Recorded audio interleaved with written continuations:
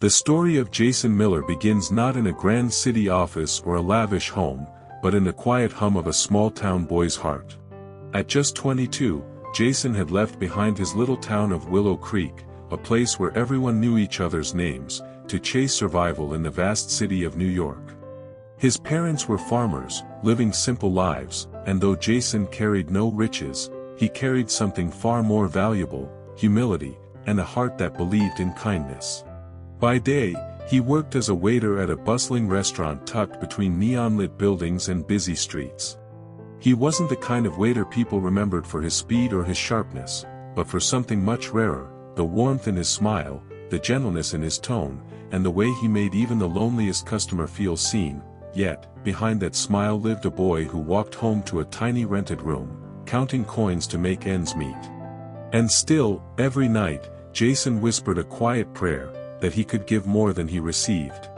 The restaurant where Jason worked wasn't fancy. It wasn't the kind of place where men wore suits and women clinked wine glasses. It was a place of steaming plates, hurried footsteps, and the constant buzz of orders being shouted from the kitchen. But even here, Jason's presence was different.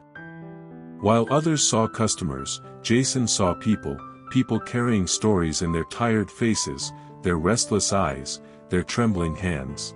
One evening, a frail old man shuffled in.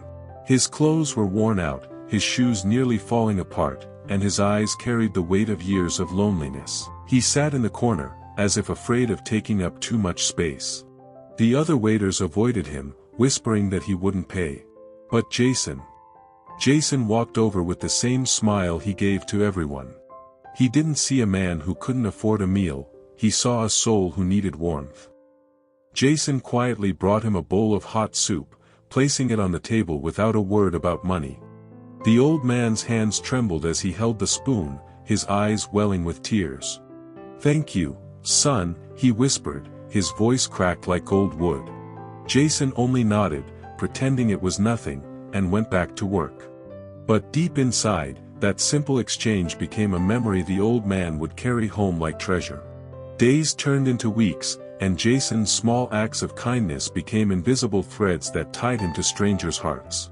He never spoke of them, never sought praise, it was simply who he was.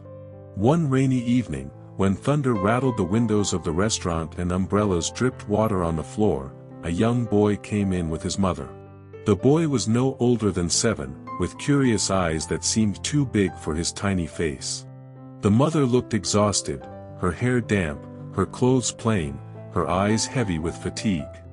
Jason noticed how carefully she counted the coins in her purse before ordering just a small plate of fries. The boy stared at the menu longingly, his eyes stopping on the chocolate cake displayed behind the counter. But he said nothing, just lowered his gaze, hiding his wish.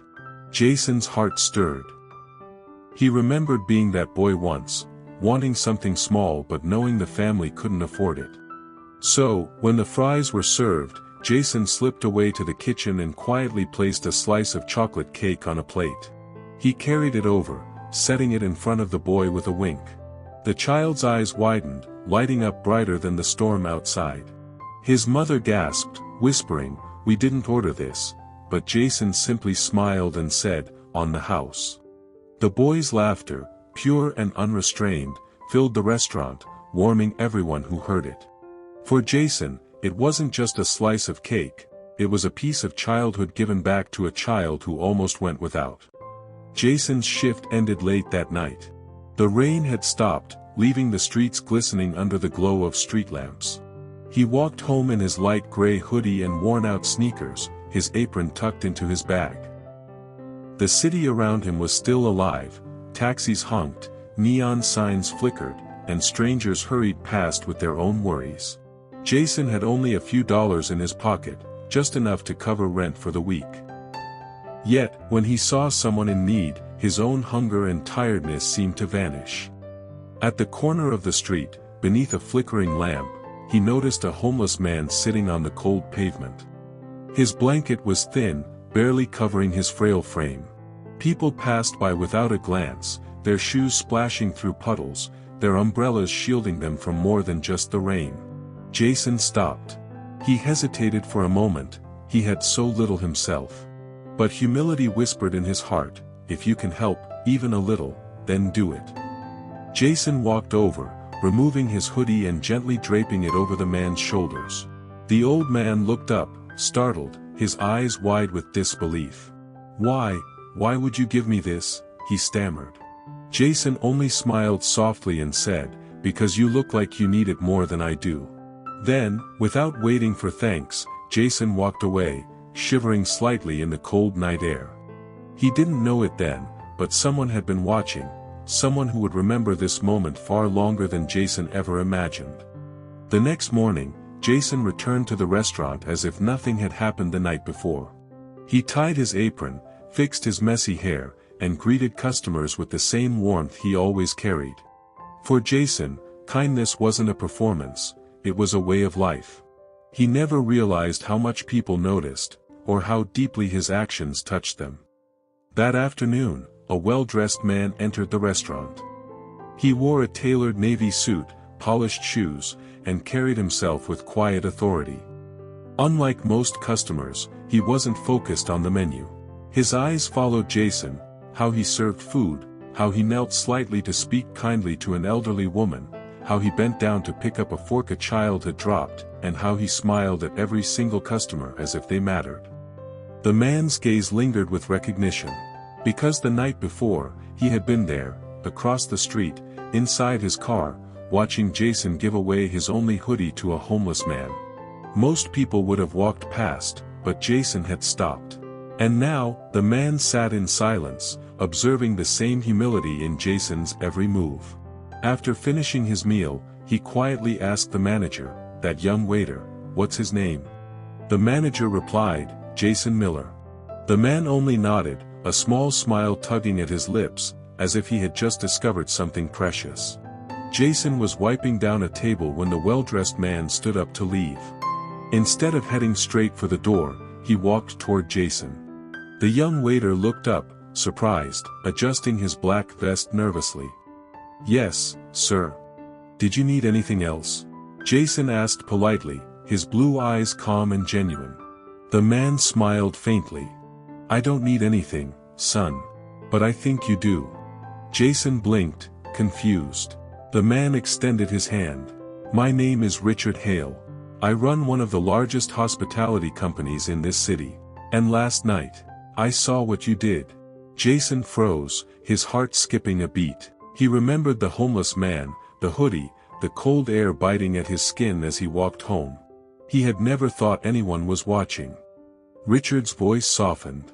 "Most people walk past. You didn't. This morning, I watched you again. And I saw something rare, humility, kindness, and respect for every single soul who walks through that door. Jason, these qualities are worth more than money, more than skill. They are the foundation of true leadership." Jason stammered, I was just doing what felt right." Richard's eyes glistened with quiet approval. He handed Jason a small card. "Come see me tomorrow. I think you're meant for something bigger than waiting tables. How would you like a chance to work for me?" Jason stared at the card in disbelief, his hands trembling. For the first time in years, hope rose in his chest like sunlight breaking through clouds. That night, Jason lay awake in his tiny rented room. The card lay on the wooden desk beside his bed, its neat letters glowing faintly under the lamplight. Richard Hale, President, Hale Hospitality Group. Jason turned it over in his hands again and again, hardly believing this was real. Could a simple act of giving away a hoodie really lead to something this big? He whispered a prayer of gratitude before finally falling asleep with a hopeful smile. The next day, Jason stood nervously in the gleaming lobby of a skyscraper, far from the worn streets he knew. He wore his only decent outfit, the same white shirt, ironed carefully, paired with his old jeans polished as best as he could manage. He felt small among the marble floors and glass walls, but his humility steadied him. He wasn't here to impress, he was here to be himself. Richard Hale greeted him warmly in his office, not as a waiter, but as a young man with potential. "Jason," Richard said, "I believe people like you can change the culture of this industry. You remind us that hospitality is not about service, it's about humanity. I want you to train under me. One day, I see you leading one of my finest hotels." Jason's eyes welled with tears. For years he had been invisible, overlooked, but now, someone saw him, not for his clothes or status, but for the heart he carried. And so, Jason's journey began, not from wealth or privilege, but from kindness and humility. The boy who once counted coins at night now stepped into a future he never dreamed possible, proving to the world that the smallest acts of kindness can create the biggest ripples.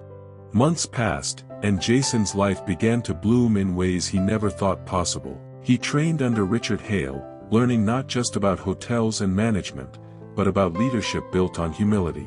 Jason never let success change him. He still greeted janitors with the same respect as CEOs, still smiled at strangers, still carried the same gentle heart that once served soup to an old man and cake to a hungry child. One evening, as Jason walked out of Hale Towers, the city lights glittering like stars, he stopped for a moment. The memory of his small-town roots washed over him, the bus stop at Willow Creek, his parents' weathered hands, the tiny room where he once counted coins by candlelight.